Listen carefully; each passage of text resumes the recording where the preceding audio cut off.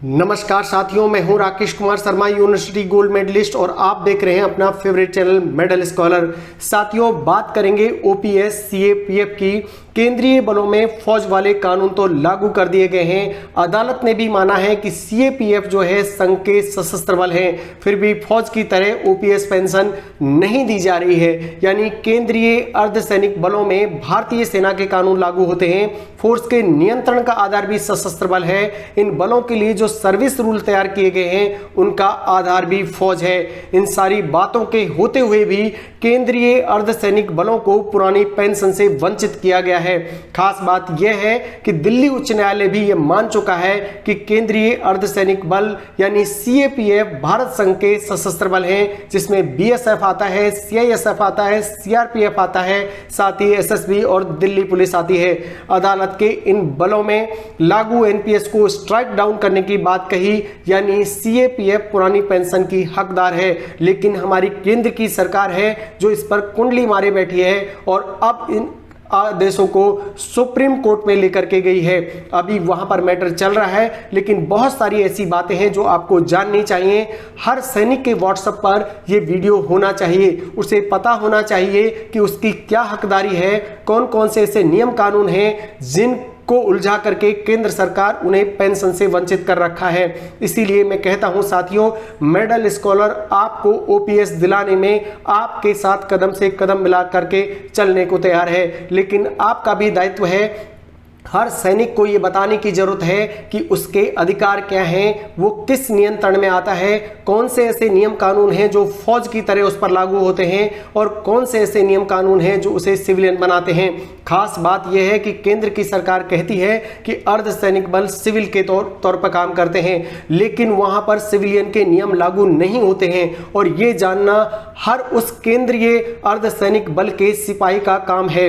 उसे पता होना चाहिए कि उसे क्या हकदारी है, उसे क्या मिलना चाहिए, उसे किस चीज से मरहूम रखा गया है। तो चलिए साथियों, बात करते हैं आज इसी ज्वलंत मुद्दे पर। और मैं आशा करता हूं कि आप चैनल से जुड़ चुके होंगे, और अगर पहली बार हमारे चैनल पर आए हैं तो हम हमेशा हमारे केंद्रीय अर्धसैनिक बलों की बातें करते हैं, उन्हें बताते हैं कि उनकी हकदारी क्या है और किस तरह से वो अपनी बात शांतिपूर्ण तरीके से भारत सरकार के सामने रख सकते हैं, जिससे उनके जो हक हैं उन्हें टाइम पर मिल सकें। जब वायु सैनिक को पेंशन मिल सकती है, नौसैनिक को पेंशन मिल सकती है और सेना के सिपाही को पेंशन मिल सकती है, बॉर्डर पर बीएसएफ रहती है, इधर आप बात करेंगे तो सीआईएसएफ मोर्चा संभाले हुए है। अरे शांति में तो हमारे बॉर्डर की रक्षा तो यही सैनिक करते हैं। आप उन्हें सैनिक कहते हैं और उन्हें सैनिक के कर्तव्य तो निभाने के लिए कहते हैं, लेकिन पेंशन की जब बात आती है तो आप उन्हें सिविलियन करार दे देते हैं। इससे ज्यादा दुर्भाग्य की बात हो ही नहीं सकती।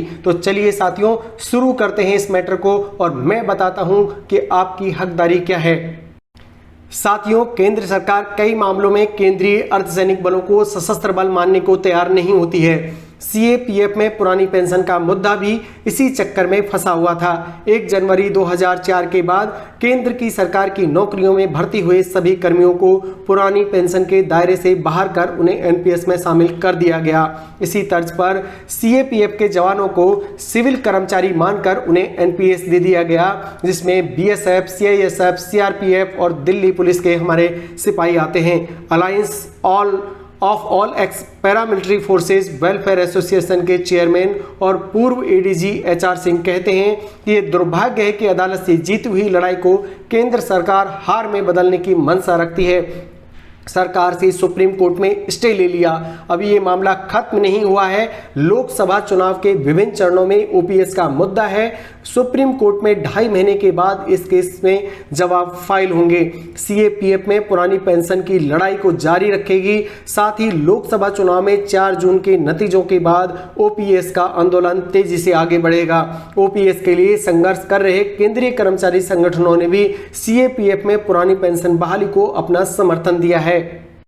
साथियों, सरकार का मानना था कि देश में सेना, नेवी और वायुसेना ही सशस्त्र बल हैं। बीएसएफ एक्ट 1968 में भी कहा गया है कि इस बल का गठन भारत संघ के सशस्त्र बल के रूप में हुआ है। इसी तरह सीएपीएफ के बाकी बलों के गठन भी भारत संघ के सशस्त्र बलों के रूप में हुआ है। कोर्ट ने माना है कि सीएपीएफ भी भारत के सशस्त्र बलों में शामिल है, इस लिहाज से उन पर एनपीएस लागू नहीं होता है।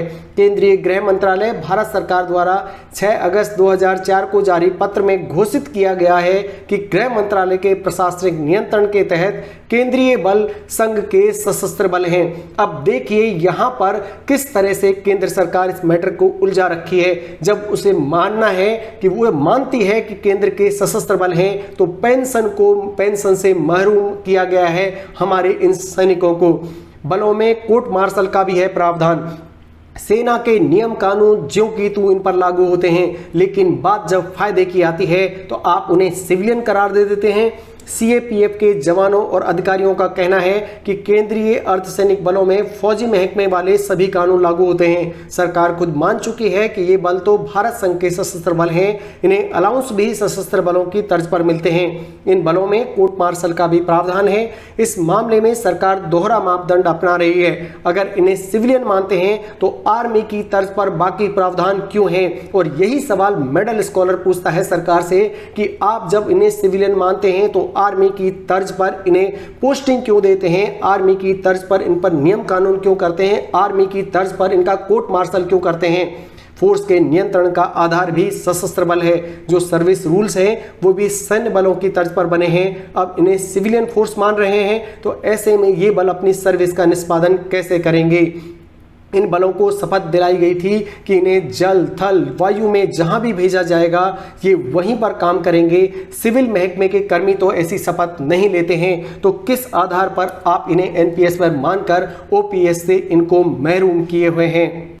साथियों, आपको ताज्जुब होगा कि कोर्ट ने भी माना था भारत संघ के सशस्त्र बल सीएपीएफ के 11 लाख जवानों, अफसरों ने गत वर्ष पुरानी पेंशन बहाली के लिए दिल्ली हाई कोर्ट से अपने हक की लड़ाई जीती थी। इसके बाद केंद्र सरकार ने दिल्ली हाई कोर्ट के फैसले को लागू नहीं किया।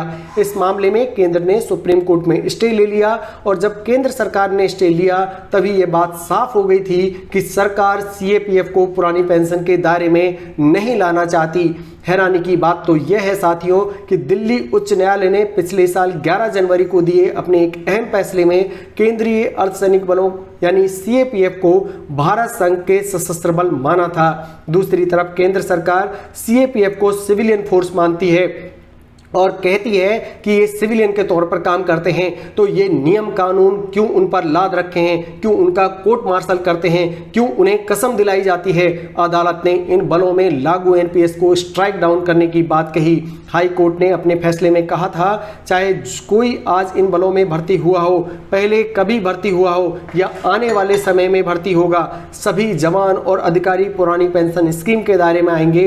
अब इस मामले की सुनवाई अगस्त में होगी। सर्वोच्च अदालत ने कहा है कि 5 अगस्त से जो सप्ताह शुरू हो रहा है उसमें केस को लिस्ट करें। याचिकाकर्ता विशेष अनुमति याचिका यानी एसएलपी में संशोधन भी कर सकते हैं, कोई नया दस्तावेज जोड़ सकते हैं और सर्वोच्च अदालत में याचिकाकर्ताओं की तरफ से जवाब फाइल किया जाएगा। साथियों, मेडल स्कॉलर की तरह ही दूसरे केंद्रीय संगठनों का भी मिला है समर्थन सीएपीएफ के साथियों को। केंद्रीय अर्धसैनिक बलों में ओपीएस लागू कराने के लिए अब दूसरे कर्मचारी संगठनों का समर्थन मिल रहा है। National joint council of action यानी एनजेसीए के पदाधिकारियों की बैठक में भी इस मुद्दे पर बात हुई है। गत वर्ष दिल्ली के रामलीला मैदान में केंद्र और राज्यों के सरकारी कर्मचारियों की एक विशाल रैली आयोजित करने वाले national movement for old pension scheme के अध्यक्ष विजय कुमार बंधु ने भी सीएपीएफ में ओपीएस लागू करने की मांग की है। वे लोकसभा चुनाव के दौरान भी इस मुद्दे को उठा रहे हैं। Confederation of central government employees and workers ने भी सीएपीएफ सहित सभी केंद्रीय और राज्य सरकार के कर्मियों को ओपीएस के दायरे में लाने के लिए रैली आयोजित की थी। All India NPS employees federation के राष्ट्रीय अध्यक्ष डॉक्टर मंजीत पटेल ने भी सीएपीएफ के ओपीएस की मांग का समर्थन किया है। Alliance of all x paramilitary forces welfare association के चेयरमैन और पूर्व एडीजी एचआर सिंह और महासचिव रणवीर सिंह ने कहा, इस मामले में रणनीति बनाई जा रही है, आंदोलन को नए तरीके से धार दी जाएगी और ओपीएस बहाली केंद्रीय बलों का हक है, ये कहना है मेडल स्कॉलर का। साथियों, इस वीडियो को हर उस सिपाही, हर उस जवान, हर उस हवलदार के मोबाइल पर भेजना होगा, क्योंकि उसे पता चलना चाहिए कि उसकी हकदारी पर सरकार किस तरह से कुंडली मारकर बैठी है। उसे समझना होगा कि उस पर नियम कानून तो फौज के लागू होते हैं, ड्यूटी फौज की कराई जाती है, तो पेंशन भी उसे फौज की मिलनी होगी। इसी तरह का समर्थन आप देते रहिए। मेडल स्कॉलर आपकी मांग को समय समय पर उठाता रहा है और आगे भी उठाता रहेगा। साथियों, आपको मेडल स्कॉलर यूट्यूब चैनल को सब्सक्राइब करना चाहिए, क्योंकि इसको करने के ढेरों फायदे हैं। आइए एक चर्चा करते हैं। साथियों, अगर आप एक अच्छे चैनल से जुड़ते हैं तो आपकी सोच हमेशा पॉजिटिव बनती है। आपको बस सब्सक्राइब करना है और बाकी की चिंता हम पर छोड़ देनी है। हर वो खबर जो आपके वेतन से जुड़ी हो, आपकी पेंशन से जुड़ी हो, आपके हक से जुड़ी हो, आपके परिवार की उन्नति से जुड़ी हो, हम खोज कर लाएंगे आपके लिए। पेंशन भोगियों से जुड़ी हर जानकारी हम उन्हें समय पर उपलब्ध कराते हैं। दिन भर की नकारात्मक खबरों से आप दूर रह सकेंगे। साथ ही काम का हर समाचार आपके मेडल स्कॉलर पर मिल जाएगा। मेडल स्कॉलर हमेशा आपकी और आपके परिवार की उन्नति चाहता है। यही कारण है कि आपकी उन्नति से जुड़ी हर जानकारी हम आपको देंगे। तो देर किस बात की, चैनल के साथ जुड़िए, अपने आप को सशक्त बनाइए। कमजोर समझने का समय नहीं है, आप सब कुछ कर सकते हैं। आपके सपनों को पूरा करने के लिए आपको 2 कदम बढ़ाने की जरूरत है। तो चलिए साथियों, मिलते हैं इसी तरह के किसी ज्वलंत मुद्दे में, जहां पर बहस को, गर्मा गर्म बहस को और आगे लेकर के जाएंगे। आपके कमेंट का मुझे इंतजार रहेगा। कमेंट्स में आप अपने विचार लिखिए और इस आंदोलन को तेज करिए। शांतिपूर्ण तरीके से भारत सरकार से अपने हकों की मांग करिए। नमस्कार, जय हिंद।